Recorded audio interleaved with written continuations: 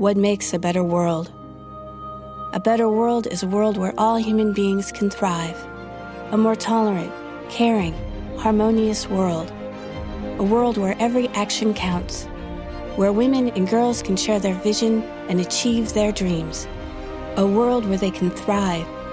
Because when women thrive, humanity thrives. This is the message you hear as you walk through the Women's Pavilion at Expo 2020 Dubai, the first women's pavilion at a World Expo in the 21st century.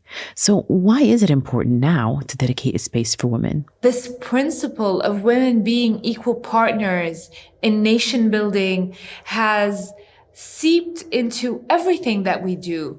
It's in our cultural practices now. It's in the way that we build businesses and the way that we have built this country. And so when building Expo, it was only natural that we would have something that would focus on the contributions of women, on how important they are. This is Hind Al-Uwais, Senior Vice President of Participants Management and the Women's Pavilion at Expo 2020 Dubai, who we'll hear from again a little later in the episode. But first, we go back in time to find out how the first Women's Pavilion came to be. It's the story of a group of women who banded together to build the women's section at the 1876 World Expo, and how their collective efforts laid the groundwork for women's representation on the world's largest stage. I'm Noon Saleh, and this is Inside Expo, an official podcast of Expo 2020 Dubai, where history is being made.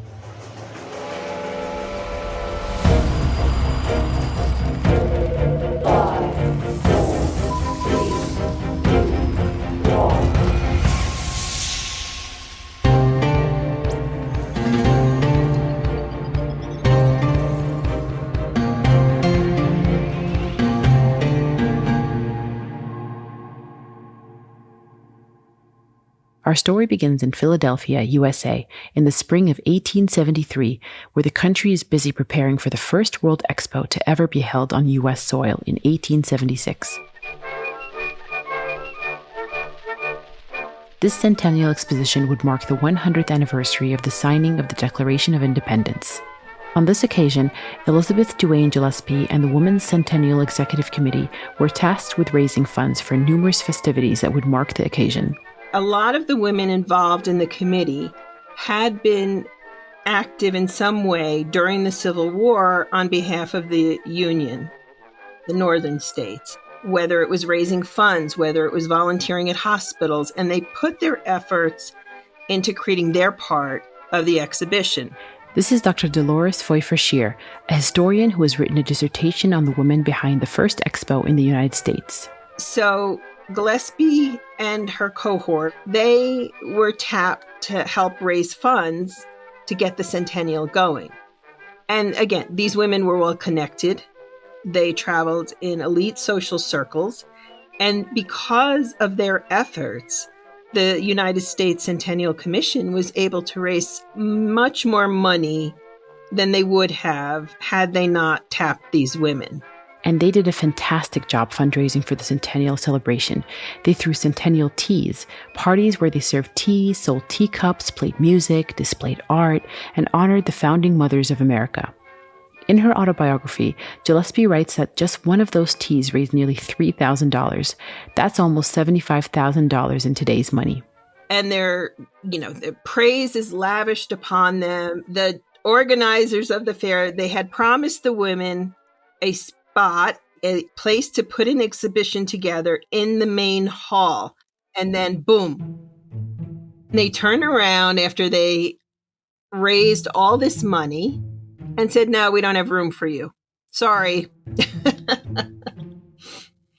There was a lot of shock and disappointment because Gillespie promised the women who were fundraising and working with her that they were going to be featured, that this wasn't just them supporting the men, that the women would have a showcase to highlight women's progress and achievements. So she approached the male Centennial Executive Board and said, all right, what if we build our own pavilion and we do it? And they said, sure, okay, you can do that, but the funding and everything is on you. You have to figure this out. Disappointed but determined, the Women's Centennial Executive Committee, led by Gillespie, went back to the drawing board and began to raise funds to make the women's section a reality. They made it a patriotic effort by women for women. So if you're an upper class woman and you want to come to a tea and you want to donate, well, you're doing that for the good of your country and for the good of other women. And once again, they succeed in raising the funds needed to build and run their own women's section, now its own separate building. It's important to note, though, that it was designed by a male architect and built by men. Although, funny enough, Gillespie admitted that hiring a male architect was the Centennial Committee's first great mistake. But from that point on, I feel the women just took over and they designed, if you will, spaces in it to reflect various ways women contributed to the society and the world. They understood women produced in the home as well as out of the home. Women were makers, women were workers. They had displays of embroidery. They had displays of homemade quilts. The people whose work they were displaying ranged from a quilt from a woman in Alabama to embroidery made by Queen Victoria, if you can imagine. They had artwork featured by women sculptors, painters. They had a section on women physicians. It was from this exhibition that kindergarten as a grade in school came to the United States. They set up a model kindergarten and they had a teacher and people would come and see the children learning. And that gave the spark to the idea that, well, children can come to school for kindergarten before first grade. I mean, it's amazing, isn't it?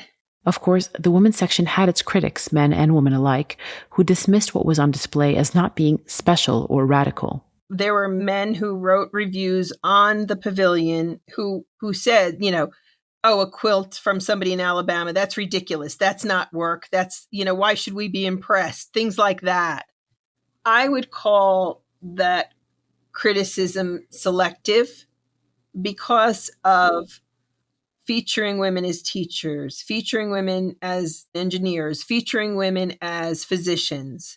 Despite these obstacles, the brave woman persevered. In a way, it actually all worked out in their favor.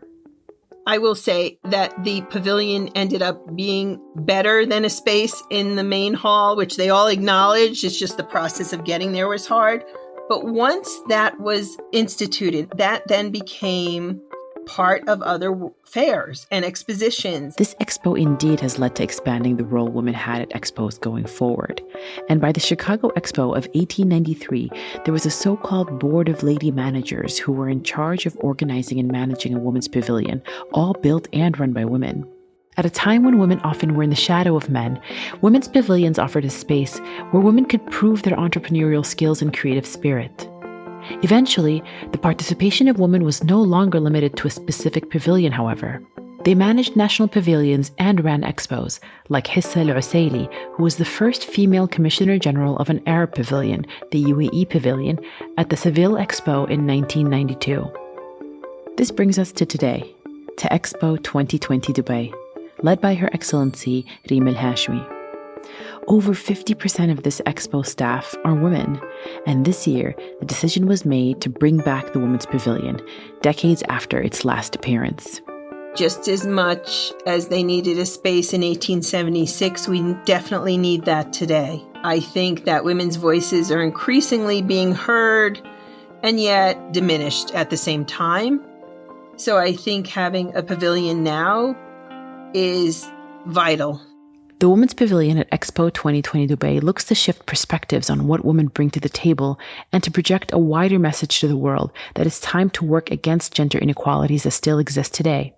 And I think that's what makes our pavilion special. Here's Hind al-Uwais again. And different is that we're very much anchored in sharing with the world why the issue of women's empowerment and why that whole movement is part and parcel of us creating a better world today. If you remember at the beginning of the episode, you heard a voice saying, When women thrive, humanity thrives. This is actually the theme behind the pavilion.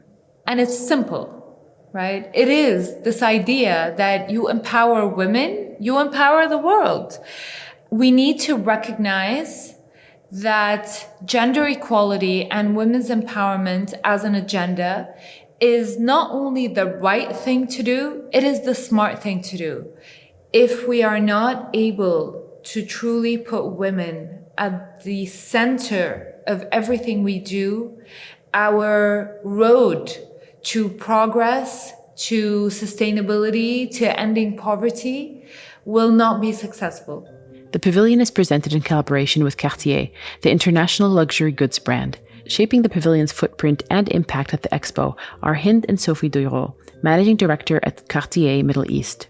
Their partnership is not only well aligned in terms of their values and goals, but it also stands as a testament to the importance of collaboration when it comes to the fight for gender equality. We also acknowledge the fact that we are not there yet. Many things have improved in terms of women's empowerment, in terms of amazing women that have marked the history, but some key challenges are really remaining. Recently, we have recognized that the private sector also has a role to play because we are all in this together.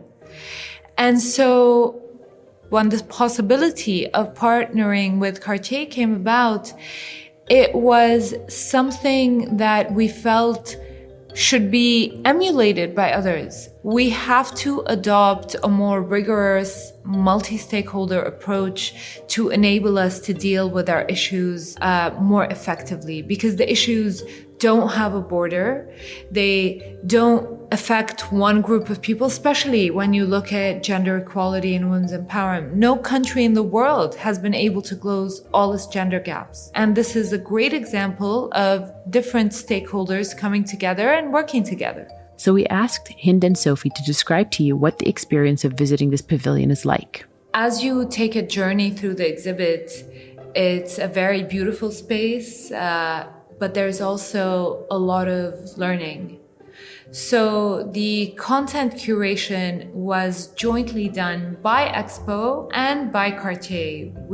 Our teams worked together hand in hand to decide what stories we want to tell. We took reference from the UN Women's Agenda. We took reference from the Sustainable Development Goals. We looked at what these frameworks were talking about, what challenges the world was facing now, and where women's roles were. For context, the aim of the UN Sustainable Development Goals are to end poverty, protect the planet, and ensure prosperity for everyone by 2030. And so far, Expo has managed to implement these goals by curating programming with the 192 participating countries on a daily and weekly basis. Let's go back to our tour of the pavilion. So we have 4 artists that embarked the journey a long time ago, and we have 3 women and 1 man. The first one is Laura Gonzalez. She's a French architect, and she has worked with a collective of women to work on a beautiful facade, so made of mouche rabier and as well as Cartier bracelets. So it's very refined. You don't see it at the first glance, but it's really beautiful, and especially at night because it's illuminated. One way to describe this is if you were to witness it yourself, especially at night. The exterior facade is brought to life with a light show that looks like 1,000 twinkling stars. The lighting is accented by beautiful calligraphy that surrounds the building with messages of hope and peace. It's created by French-Tunisian artist El Cid, who used poetry from a woman activist in Nepal as his inspiration. In this room, you will be going through a short movie by Nadine Labaki. So you enter, this is the first room where we just explained that we want to give this new perspective on the topic, to be inclusive altogether, both men and women, to speak about the women's pavilion and women's empowerment at large. In this first room, you're invited to view a film that reimagines an equal world through children's eyes, a film directed by none other than Oscar-nominated film director Nadine Labaki and the pavilion's 3rd key artist. Here's a snippet of her speaking on what she wants her film Children of Wonder to achieve.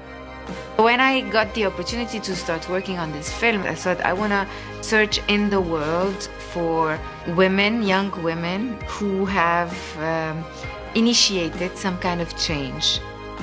And so this film is about them, these women who are trying to change the world. For me, it's really to come out of this room. We then move on to the achievements room. You discover from women who have led countries, from the goddesses, women warriors, queens from all over the world, from different times in the history.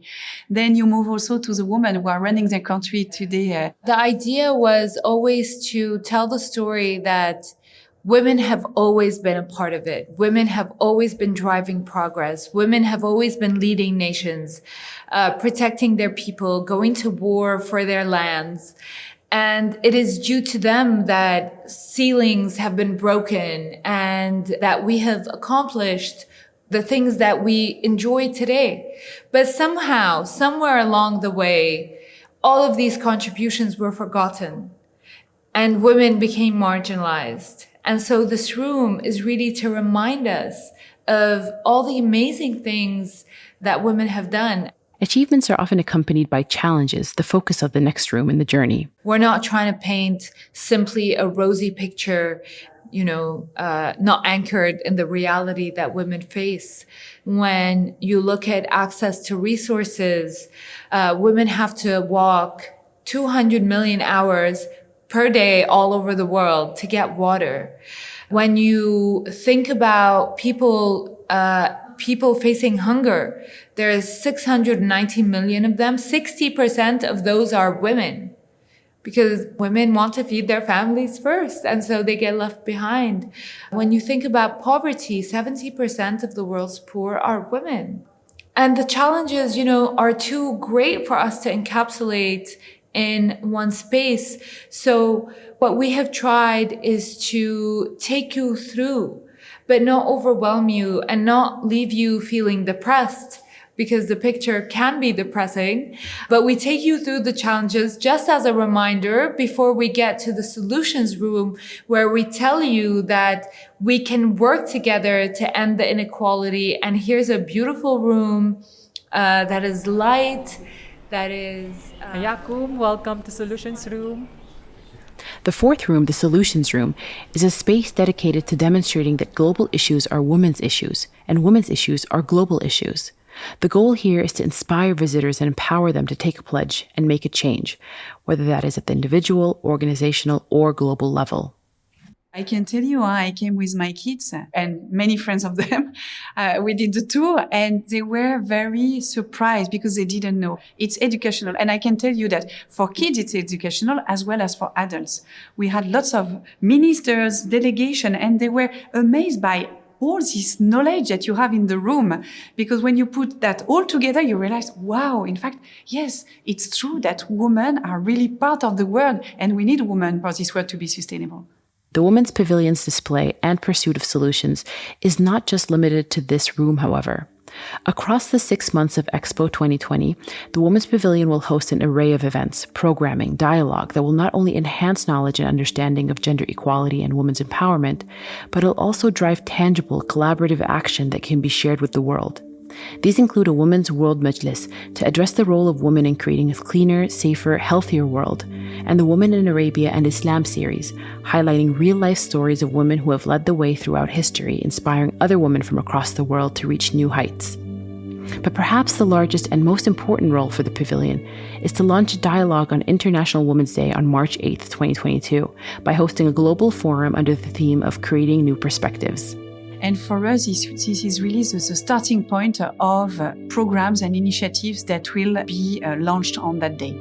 So this is a very important moment. We are working very hard to make it happen in 5 months. And for us, this is a great occasion to launch and to continue this journey of women's empowerment. So what happens when the expo ends? Or what if you aren't physically here to commit to taking a stance on gender inequality? Hind explains how you can still be a part of this movement. We've built a space online where you could sign up to become a friend of the Women's Pavilion. And we want to hear your questions. We want to hear your thoughts. We want to really engage with the world as a whole. Our journey in the Women's Pavilion, however, is not over just yet. And we have our last room, which is our tribute room. And we invite people to commit for and to pledge for pledges that we have from UN Women. Visitors are finally invited to the second floor of the pavilion, where French actress, screenwriter, and director Mélanie Laurent, the fourth artist collaborating with the pavilion, created an immersive exhibition showcasing stories of women from all over the world. These women navigate through their diverse and rich experiences that speak to why the pavilion is just as important now as it was all the way back in 1876. When women take a seat at the table, they change the name of the game. Everybody has to acknowledge that and to realize that. And we cannot live in a world where half of its population is overlooked. It's not sustainable anymore. I thought I'd end with the pledge that you would read at the end of the journey in the tribute room to allow you, the listener, to understand what's at stake here. You can repeat after me. I will share the care. I will educate girls for the future. I will respect her choices. I will demand an equal work culture. I will teach girls their worth. I will use my voice to drive change. Inside Expo takes you behind the scenes at Expo 2020 Dubai, sharing our stories and others across the 170-year history of this global event. Learn more by visiting virtualexpodubai.com. Inside Expo was produced by Kerning Cultures Network. We release episodes every Tuesday and Friday. Subscribe to the show on your favorite podcast app so you don't miss an episode. And if you enjoyed listening to this episode, share it with your friends and leave us a review.